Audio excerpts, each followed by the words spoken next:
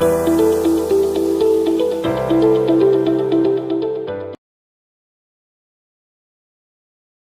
Friends, good evening. आप लोग कैसे हैं? आई होप आप लोग बहुत ही अच्छे होंगे, है ना। चलिए, अच्छी बात है।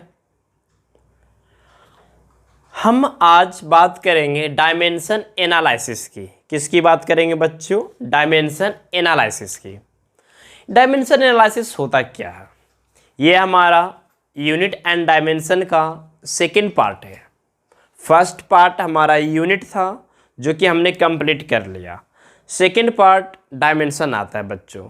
डायमेंशन जो होता है वो काफ़ी इम्पॉर्टेंट हो जाता है, क्योंकि इससे जो है आपका कॉम्पिटिटिव एग्ज़ाम में बहुत बार पूछा भी है और हमेशा पूछता भी है। आपका नीट ले लीजिए, उसमें भी क्वेश्चंस आ जाते हैं डायमेंशन से। आईआईटी में भी आ जाते हैं और बोर्ड में भी आ जाते हैं क्वेश्चन, इसलिए ये कॉम्पिटिटिव और बोर्ड में भी बहुत इंपॉर्टेंट है। इसलिए ये जो चीज़ है डायमेंशन, वो यूनिट से थोड़ा ज़्यादा इंपॉर्टेंट है, ठीक है ना। चलिए, और इसमें बहुत सारे अच्छे अच्छे न्यूमेरिकल्स भी बनाएंगे हम लोग, ठीक है। तो हम लोग पहले बात करेंगे बच्चों डायमेंशन एनालिसिस की। आखिर डायमेंशन होता क्या है? तो फ्रेंड्स, डायमेंशन का मीनिंग होता है मैथमेटिक्स में शेप, साइज, यानी कि आकार। मैथमेटिक्स की पॉइंट ऑफ व्यू से देखें तो डायमेंशन का मतलब होता है साइज, ठीक है ना, मैथमेटिक्स में। लेकिन यहाँ पे हम मैथ नहीं पढ़ रहे हैं, यहाँ पे हम पढ़ रहे हैं फिजिक्स। आखिर फिजिक्स में डायमेंशन का मीनिंग क्या होता है? तो बच्चों, डायमेंशन का मतलब फिजिक्स में ये होता है कि कौन से फिजिकल क्वांटिटी किस किस क्वांटिटी से मिलकर के बना हुआ है, ये बता देना। कौन क्वांटिटी मिलके किस क्या चीज़ का निर्माण कर रहा है, ये बता देना ही क्या कहलाता है? डायमेंशन कहलाता है, ठीक है ना। चलिए, तो हम लोग कुछ डायमेंशन देख लेते हैं जो कि फंडामेंटल का आता है, उसके बाद हम डेराइव्ड का भी डायमेंशन देखेंगे। चलिए फ्रेंड्स, तो हम आगे बढ़ते हैं डायमेंशन की ओर, ठीक है। चलिए,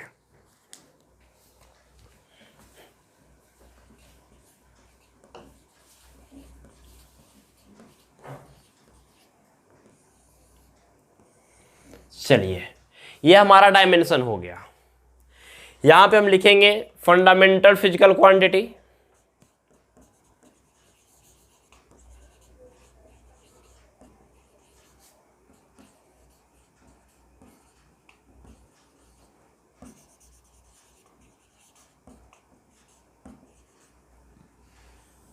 और इस साइड इसका हम लोग डायमेंशन लिखेंगे।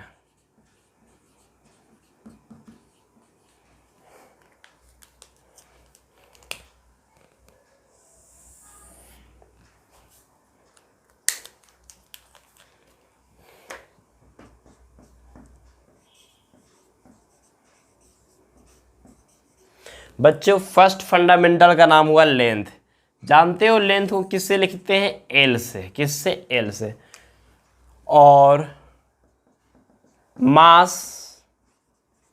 मास को लिखेंगे हम लोग एम से। किससे? एम से। टाइम को हम लोग टी लिखेंगे।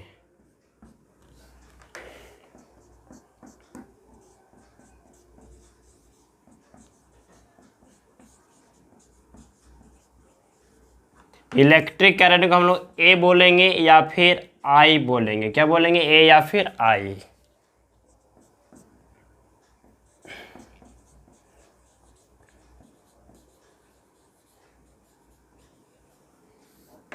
टेम्परेचर को के बोलेंगे।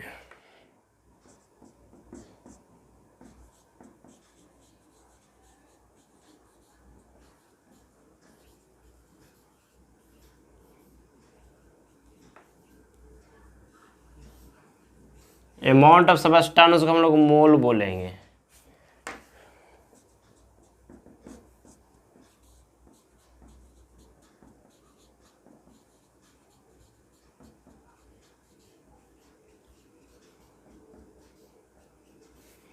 और ल्यूमिनियस इंटेंसिटी का आज तक कोई डायमेंशन बना ही नहीं है, ठीक है ना बच्चों।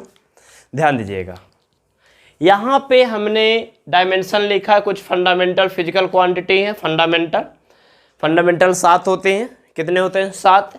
फर्स्ट का नाम दिए लेंथ, सेकंड मास, मास का कैपिटल एम, टाइम का डायमेंशन कैपिटल टी। मतलब लेंथ मास टाइम का जो पहला अक्षर है, पहला जो लेटर है, वही उसका डायमेंशन कहला जाता है। यानी लेंथ के पास क्या है, लेंथ को हम क्या बोल देंगे? एल बोल देंगे। मास को क्या बोलेंगे? एम बोलेंगे। टाइम को क्या बोलेंगे? टी। बात रहा अब करंट का, इलेक्ट्रिक करंट का था। अब वो नहीं चलेगा जिस तरीके से यहाँ से एल को एल बोले हैं, एम से एम हो गया, टी से टी। अब नहीं इसी कर रहिएगा, ऐसा नहीं। अब होगा इलेक्ट्रिक करंट को या तो ए बोलिए या तो आई बोलिए। टेम्परेचर को आप के बोल सकते हो, अमाउंट ऑफ सब्सटेंस को आप मोल बोल सकते हो। ओके फ्रेंड्स, और जानते हो एक चीज़ बहुत इंपॉर्टेंट है। इंपॉर्टेंट यहाँ पे इस बात को है कि डायमेंशन को हमेशा एक स्क्वायर ब्रैकेट के अंदर लिखा जाता है।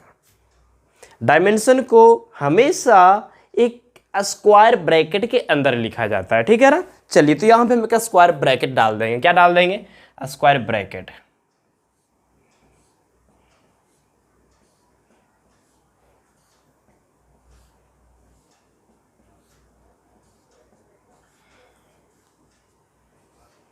चलिए, डायमेंशन को हमेशा एक बड़ी ब्रैकेट के अंदर ही लिखा कीजिएगा हमेशा, ठीक है ना। ये बात ध्यान में रखिएगा फ्रेंड्स। इसके बाद अब हम लोग जो डायमेंशन देखेंगे वो डेराइव्ड की डायमेंशन देखेंगे। किसका? डेराइव्ड। चलिए, हमने आपको बताया है कि कोई भी डेराइव्ड फिजिकल क्वांटिटी जो होते हैं वो फंडामेंटल से मिलकर के बने होते हैं। तो बच्चों, यदि वो फंडामेंटल से बने होते हैं डेराइव्ड, तो हमें फंडामेंटल का डायमेंशन मालूम रहेगा तो डेराइव्ड को बता देंगे।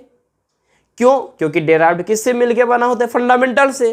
तो फंडामेंटल का मालूम है, उसकी मदद से, उसकी सहायता से हम लोग क्या निकाल लेंगे? डेराइव्ड का डायमेंशन निकालेंगे। चलिए, तो देखते हैं एग्जाम्पल।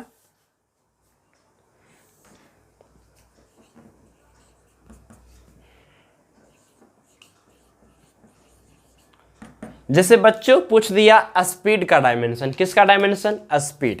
अभी हमने क्या बोला कि अब ये स्पीड किस किस से मिलके बना हुआ है, मतलब इसका डायमेंशन बताना है, मतलब ये किस किस से मिलके बना हुआ। तो ये किससे मिलके बना हुआ? लेंथ और टाइम से। लेंथ और टाइम, क्योंकि स्पीड बराबर होता है बाबू डिस्टेंस बाई टाइम। क्या होता है? Distance by time. और डिस्टेंस को किस में मेजर करते हो? लेंथ में। तो यहाँ पे फॉर्मूला पहले लिखोगे आप, डिस्टेंस बाई टाइम।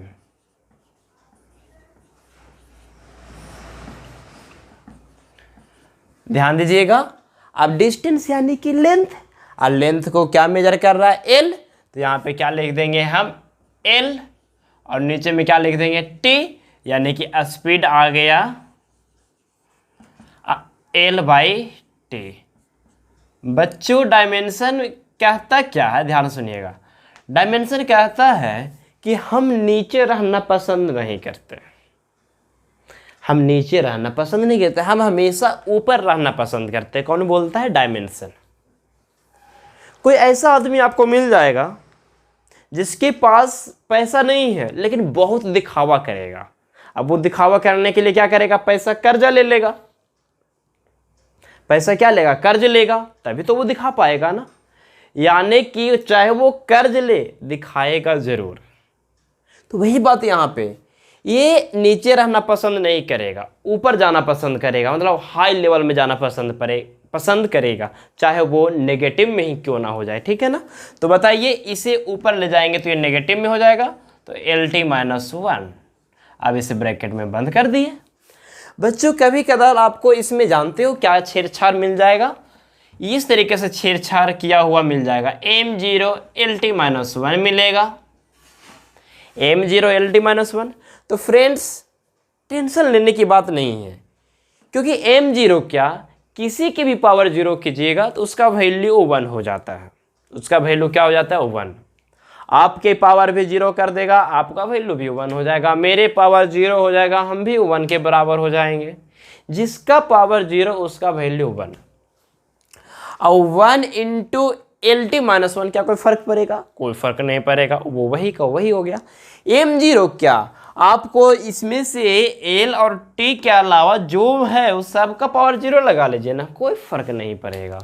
आप इसको इस तरीके से भी लिख सकते हो, m0 LT-1 और a0 भी लिख सकते हो आप, कोई फर्क नहीं पड़ेगा, क्योंकि पावर 0 का मतलब हो जाता है 1।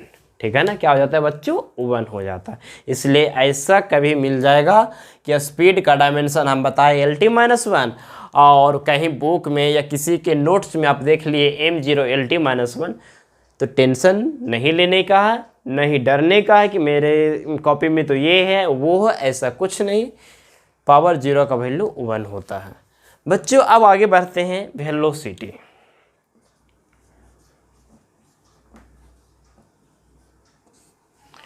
वेलोसिटी का डायमेंशन, तो डायमेंशन चाहिए या आपको हम इससे पहले पढ़ाए हैं यूनिट चाहिए या डायमेंशन चाहिए? सबसे पहले उसका फॉर्मूला चाहिए। क्या बच्चों, फॉर्मूला।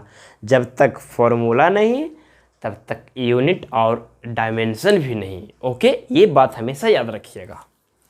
वेलोसिटी, तो वेलोसिटी बराबर होता है डिस्प्लेसमेंट बाय टाइम।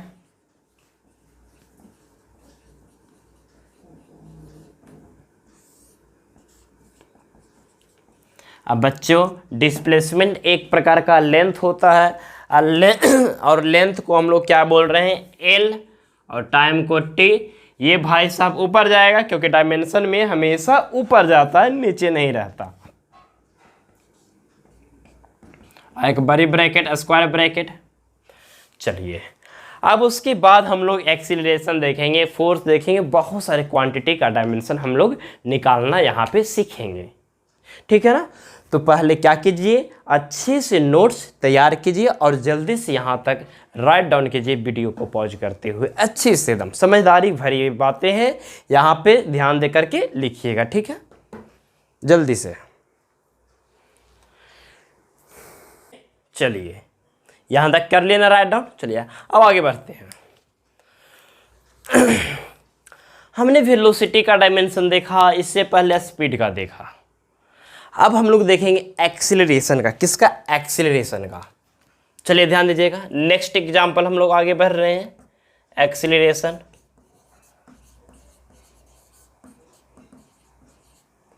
चलिए फिर से वही बात, इसका फॉर्मूला होता है वेलोसिटी बाय टाइम।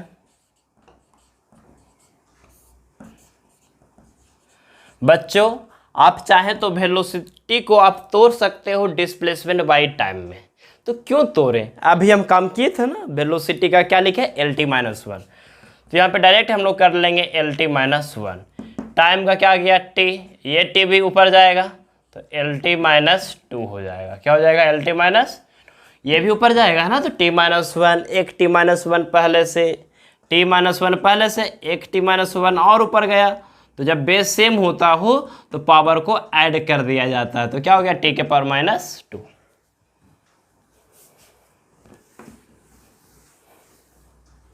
चलिए अब हम लोग आते हैं फोर्स की ओर। तो फोर्स का फॉर्मूला होता है बच्चों मास इनटू एक्सीलरेशन। इसे शॉर्ट फॉर्म में एक्सीलरेशन लिखते हैं। ठीक है ना, ACC शॉर्ट फॉर एक्सीलरेशन। मास का डायमेंशन हम लोग सब जानते हैं m, एक्सीलरेशन का ऑलरेडी हम लोग निकाल चुके हैं, तो m LT-2। फिर आते हैं वर्क या फिर एनर्जी बोल सकते हो, ये बराबर होता है फोर्स इंटू डिस्प्लेसमेंट का।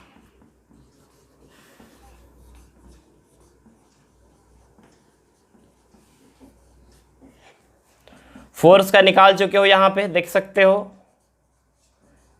m LT-2, डिस्प्लेसमेंट यानी कि L, क्योंकि बच्चों डिस्प्लेसमेंट यानी कि लेंथ होता है, लेंथ का डायमेंशन L, तो L इंटू L, L² हो जाएगा, तो m L²T-2। चलिए आगे आते हैं, जैसे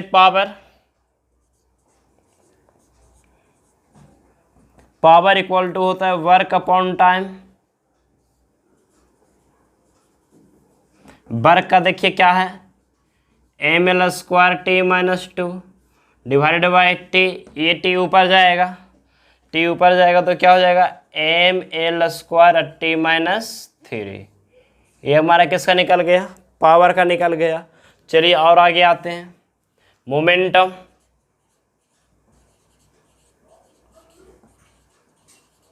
फॉर्मूला होता है मास इनटू वेलोसिटी। चलिए, मास को बच्चों क्या बोल रहे हैं, एम, तो एम लिख लीजिएगा। अब वेलोसिटी का एल टी माइनस वन, तो M L T minus one. ये किसका निकल गया, मोमेंटम का। चलिए, और आते हैं हम लोग मोमेंट ऑफ इनर्शिया, नाम नहीं सुने हैं, मोमेंट ऑफ इनर्शिया। चलिए, अभी आपको ये मालूम भी नहीं होगा मोमेंट ऑफ इनर्शिया, ठीक है ना। यदि आप क्लास 9th नहीं पढ़े होंगे तो नहीं मालूम होगा, यदि नहीं भी पढ़े हैं फिर भी कोई टेंशन नहीं है, हम बताएंगे। मोमेंट ऑफ इनर्शिया बच्चों अभी छोड़ दीजिए क्या होता है, बस इसका फॉर्मूला जानिए। मास इंटू डिस्टेंस का स्क्वायर होता है।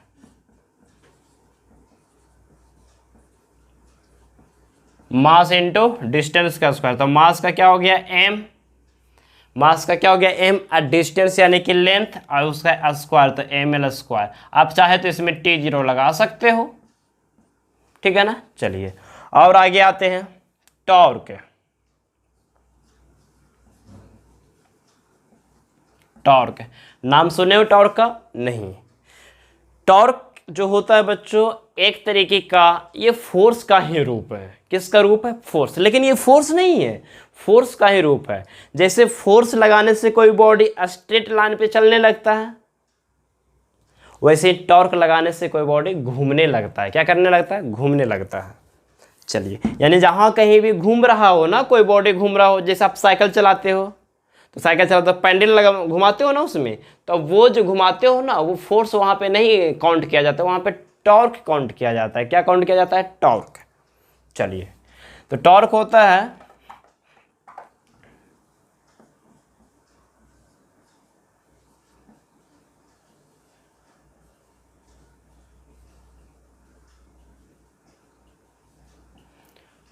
फोर्स इनटू डिस्प्लेसमेंट, या कभी कभी डिस्टेंस भी लोग बोल देता है। क्या बोलता है, डिस्टेंस भी बोलते हैं इसको। चलिए, फोर्स इनटू डिस्प्लेसमेंट या फिर फोर्स इनटू डिस्टेंस बोलिए, ठीक है ना। चलिए, इसलिए क्योंकि स्ट्रेट लाइन में डिस्प्लेसमेंट और डिस्टेंस दोनों सेम हो जाता है। चलिए, तो फोर्स का क्या है, एम एल स्क्वायर, है ना। फोर्स का क्या था, देखिए, देख सकते हो आप लोग, M L T minus two, और डिस्प्लेसमेंट का क्या आया, एल, तो हो जाएगा एम एल स्क्वायर और टी माइनस टू।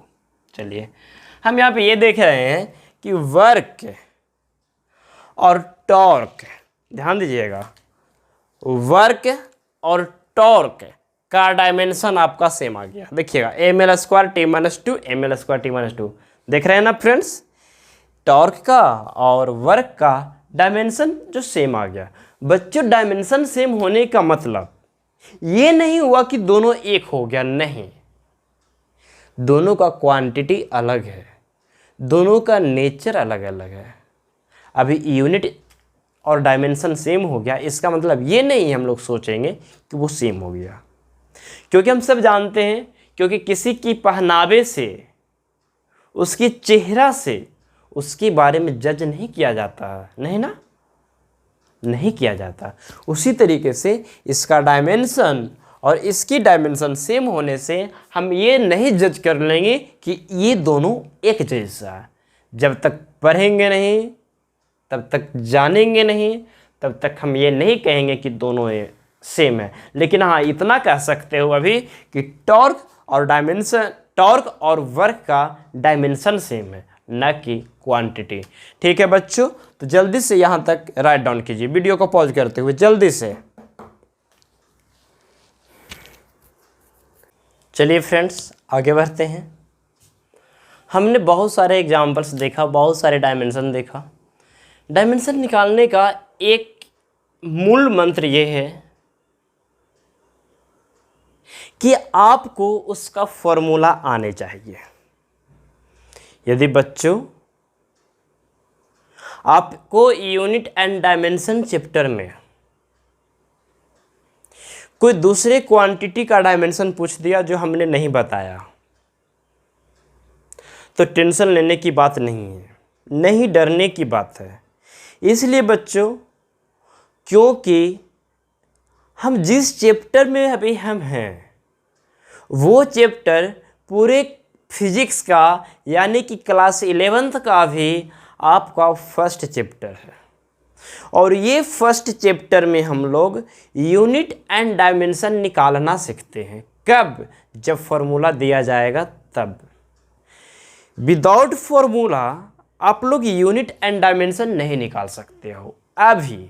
हाँ, जब पूरे फिजिक्स पढ़ लोगे आप तब आपके पास पूरा क्वांटिटी के नॉलेज रहेगा, पूरा क्वांटिटी का फॉर्मूला आपको मालूम रहेगा, फिर आप निकाल सकते हो।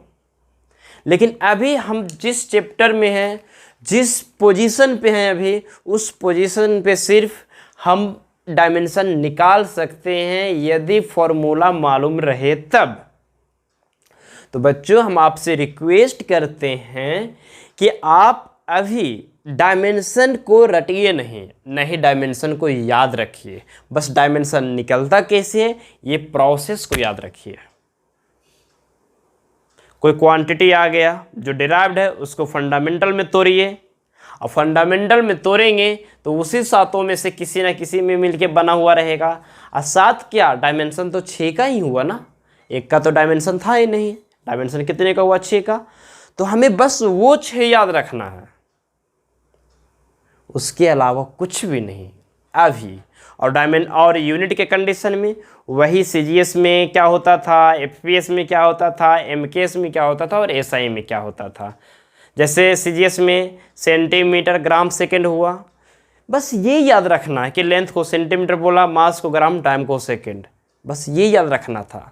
डायमेंशन में भी वही है, बस यही याद रखिए कि लेंथ को एल बोल रहा है, मास को एम बोल रहा है, टाइम को टी बोल रहा है, करंट को एम्पियर यानी ए बोल रहा है या फिर आई बोल रहा है, टेम्परेचर को के बोल रहा है, अमाउंट ऑफ सब्सटेंस को मोल बोल रहा है।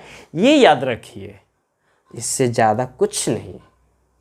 क्योंकि मेरे बच्चों, जब आप आगे बढ़ोगे तब आपको सारा फॉर्मूला मिलेगा, फिर वहाँ पे हम फिर से आपको डायमेंशन बताएंगे। तो टेंशन किस बात की, यहाँ पे बस हम सीखेंगे और मज़ा लेंगे, फिजिक्स का लुत्फ़ उठाएंगे हम लोग, ठीक है ना? किसका? फिजिक्स का। तो ठीक है, और हम कुछ इसका एग्जाम्पल देख लेते हैं, कुछ ज़्यादा नहीं, कुछ ही देख लेते हैं। और चलिए, क्योंकि पूरा तो कंप्लीट होने की ऐसा तो हो नहीं सकता कि पूरा आपका एग्जाम्पल हो जाएगा क्लियर, पूरा आपका डायमेंशन इस चैप्टर में हो जाए, ऐसा पॉसिबल नहीं है, ठीक है ना? पूरा का पूरा डायमेंशन इस चैप्टर में हो जाए ऐसा पॉसिबल नहीं है, क्योंकि बहुत सारा क्वांटिटी मेरे पास है और वो क्वांटिटी का नॉलेज आप लोगों को नहीं है। तो फिर हम बताएंगे तो फिर ज़्यादा समझ में नहीं आएगा। इसलिए बस कुछ एग्जाम्पल देखेंगे कि डायमेंशन कैसे निकलता, कुछ देखे भी और कुछ और देख लेते हैं। चलिए, जैसे हम लोग देखते हैं चार्ज का, किसका? इलेक्ट्रिक चार्ज का। तो बच्चों, अब जो हम डायमेंशन निकालने जा रहे हैं वो इलेक्ट्रिक चार्ज का।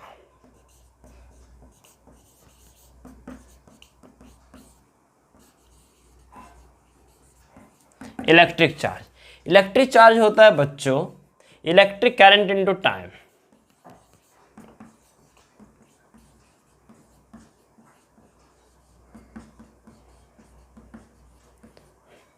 ध्यान दीजिएगा मेरे फ्रेंड, इलेक्ट्रिक करंट को हमने क्या बोला था? इलेक्ट्रिक करंट को हमने बोला ए और टाइम को टी। हो गया इसका कहानी। अब जैसे आ गया इलेक्ट्रिक पोटेंशियल, क्या आ गया? Electric potential. बच्चों, इलेक्ट्रिक पोटेंशियल बराबर होता है वर्क अपॉन चार्ज।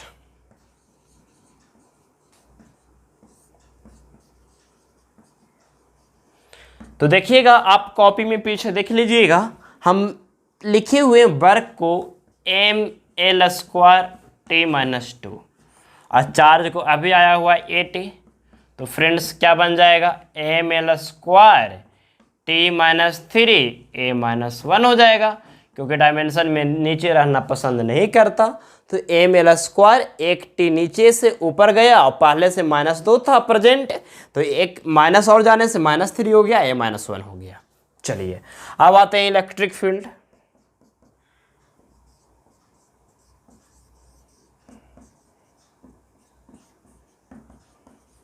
चलिए, इलेक्ट्रिक फील्ड ये क्या होता है, ध्यान दीजिएगा, ये होता है बच्चों इलेक्ट्रिक फोर्स बाय चार्ज।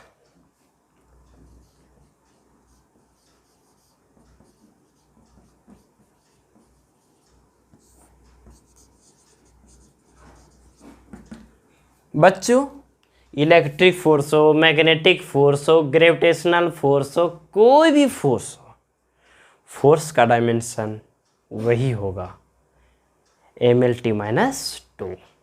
जो हमने फोर्स का डायमेंशन लिखा है ना, वही होगा, चाहे कोई भी फोर्स की हो। क्वेश्चन में कोई भी फोर्स की बात करें, फोर्स का डायमेंशन वही लेना है जो हम आपको बता चुके हैं, ठीक है ना। चलिए, तो इलेक्ट्रिक फोर्स हो, चाहे मैग्नेटिक फोर्स हो, चाहे ग्रेविटेशनल फोर्स हो, चाहे जो फोर्स हो, फोर्स का डायमेंशन वही होगा। क्या होगा, mlt-2। चलिए देखिए, चार्ज का क्या है, at। चलिए, तो यहाँ पे हो जाएगा mlt-3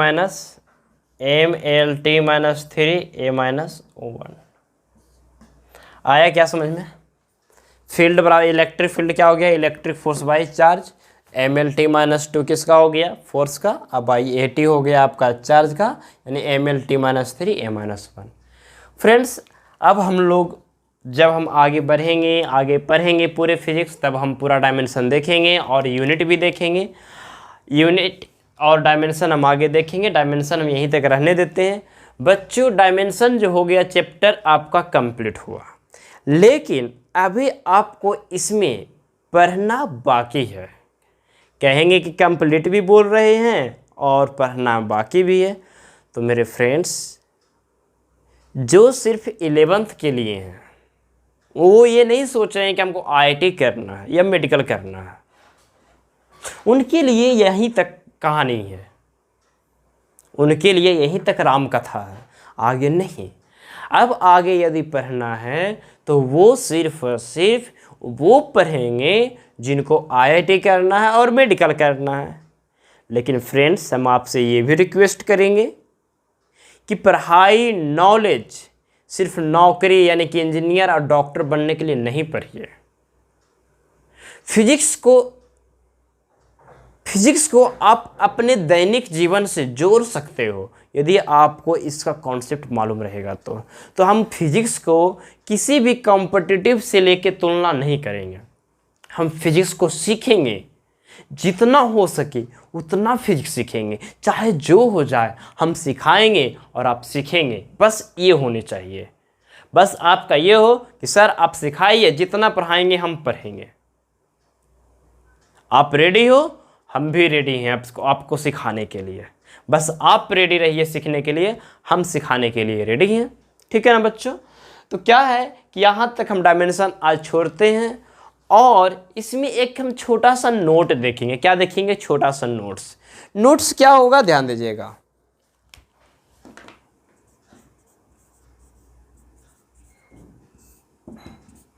नोट्स क्या होगा बच्चों, नोट्स ये होगा कि कोई भी number trigonometrical function, sine theta cos theta नाम तो सुने ही होंगे, लॉगरिथम, एक्सपोनेंशियल, पाई, ये सब unit less and dimension less होते हैं। इसका न तो कोई यूनिट होता है और न ही कोई डायमेंशन होता है। कोई भी नंबर ले लीजिए, 1 2 3 यानी कि 1 2 3 4 5 4.5 6.7 7.8 7.9, कोई भी नंबर ले लीजिए, पाई ले लीजिए, 22/7 ले लीजिए, एक्सपोनेंशियल ई ले लीजिए, साइन लीजिए, कॉस लीजिए, कुछ भी लीजिए, इसका कोई यूनिट नहीं, कोई डायमेंशन नहीं होता है, ठीक है ना। तो यही नोट हम लिखेंगे। चलिए ध्यान दीजिएगा, बहुत इंपॉर्टेंट नोट है, काम देगा, बहुत बड़ा काम का चीज है ये। लिखेंगे बच्चों,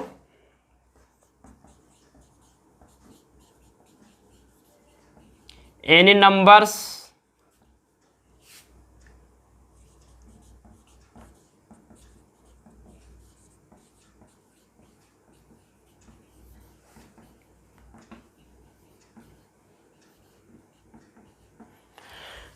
all trigonometrical ratio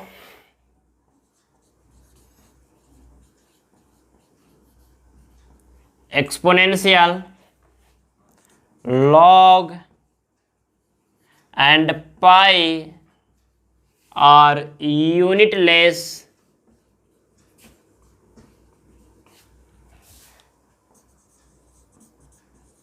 as well as dimensionless। चलिए ये बात समझ में आ गया होगा ना। चलिए फ्रेंड्स, आज हम यहीं तक रहने देते हैं। आज हम यहीं तक आपका सेवा करेंगे और आगे लेक्चर में हम पढ़ेंगे यूज ऑफ डायमेंशन। यही मेन डायमेंशन का मेन टॉपिक अभी बाकी है, यूज ऑफ डायमेंशन। बहुत इंटरेस्टिंग, बहुत लाजवाब, मज़ा आ जाएगा पढ़ करके जब वो पढ़ेंगे तो, ठीक है ना। एक पढ़ करके तो देखिए बहुत मज़ा आएगा, बहुत लाजवाब चीज़ें हैं जो आपने क्लास 9th में पढ़ा होगा। एस बराबर U T plus half T square, V square equal to U square plus 2as, V equal to U plus A T, जो भी पढ़े हैं हम यहाँ पे भी प्रूफ करेंगे वो फार्मूला सही है या गलत है। किसके द्वारा? डायमेंशन के द्वारा। किसके द्वारा? डायमेंशन के द्वारा। आपने वहाँ पर प्रूफ किया होगा बाय ग्राफ, हम यहाँ पर प्रूफ करेंगे डायमेंशन के द्वारा भी प्रूफ कर देंगे कि वो फार्मूला सही है या फार्मूला गलत है, वो भी साबित कर देंगे। और ये सारे फार्मूला फिर से हम जब मैकेनिक्स पढ़ेंगे फिर वहाँ पे हम लोग देखेंगे ये सारे फार्मूले। इतना ही नहीं बच्चों, बहुत सारी चीज़ें हम पढ़ेंगे जिसका कोई लिमिट नहीं है। जिसकी कोई लिमिट नहीं उसको इन्फिनिटी बोलते हैं, यानी कि मेरा फिजिक्स इन्फिनाइट जाएगा, बहुत लंबा दूर तय करेगा, बहुत लंबी सफ़र है। मेरे साथ चलिए तो, लेकिन वो सफ़र में आपको कोई भी बोरिंग फील नहीं होगा, मेरा गारंटी है। और आपको पूरे फिजिक्स समझ में आएगा अच्छी तरीके से, बिल्कुल भी रटने की ज़रूरत नहीं है। ठीक है ना फ्रेंड्स। चलिए तो आज हम यहीं तक रहने देते हैं और हम आप लोगों को एक चीज़ जानकारी दे दें, ध्यान से सुनिएगा, बहुत इंपॉर्टेंट पॉइंट है आप लोगों के लिए। अब हम एक और अलग नया चीज़ करने जा रहे हैं। नया चीज़ क्या है? ध्यान से सुनिएगा। नया चीज़ ये है फ्रेंड्स, आपके जो भी आप छोटे भाई बहन हैं 9th 10th में, उनके लिए सुनहरा अवसर है। सुनहरा अवसर ये है कि अब से लेक्चर उनके लिए भी जाएगा जो आपका 9th और 10th में स्टूडेंट है, उनके लिए। जो भी आपके फ्रेंड्स हों, आपके फ्रेंड्स के भाई हों, आपके भाई बहन हों, जो भी हों, उनके लिए बहुत ही सुनहरा अवसर, फ्री, कोई फी नहीं। आपका पूरा लेक्चर आपको यूट्यूब पे फ्री मिल जाएगा, इसी चैनल पे आपको 9th और 10th का। यानी कि अब इस चैनल पे आप 11 12 ही नहीं, पूरे 9th से लेकर के 12th मेंस नीट लेवल तक आपको यहाँ पे पढ़ाई दिया जाएगा। ठीक है ना। और हम आप लोगों के लिए एक और नया चीज़ करने जा रहे हैं।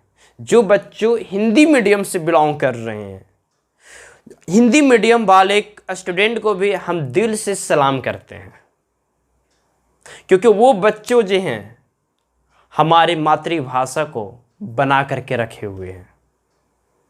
हमें गर्व है उन पे कि वो आज के समय में भी हिंदी में पढ़ रहे हैं। पढ़ने वाले तो कोई भी मीडियम में पढ़ लेंगे, नहीं पढ़ने वाले कोई भी मीडियम में नहीं पढ़ेंगे, लेकिन हमें गर्व है उन स्टूडेंट पे जो हिंदी मीडियम में आज भी अच्छी कर रहे हैं। हमें गर्व है अपनी मातृभाषा पे जो आज भी हिंदी मीडियम से यूपीएससी टॉप कर रहे हैं। ठीक है ना। बहुत सारे हमें ऐसे चीज़ हैं जो हिंदी मीडियम आपको सिखाएगा। तो हम पूरे कंटेंट हिंदी मीडियम में भी लेकर के आएंगे। जो हम यहाँ पे पढ़ाएंगे वही कंटेंट, फुल्ली वही चीज़ आपको हिंदी मीडियम में मिलेगा, फुल्ली, कोई चेंजिंग नहीं। तो बच्चों अब आपको 9th से 12th तक हिंदी मीडियम हो या इंग्लिश मीडियम हो, कहीं जाने की ज़रूरत नहीं है। बस हिंदी मीडियम के लिए चैनल अलग होगा। वो चैनल अभी प्रोड्यूस हुआ नहीं, अभी बना नहीं है, बहुत जल्द बनेगा, बहुत ही जल्द।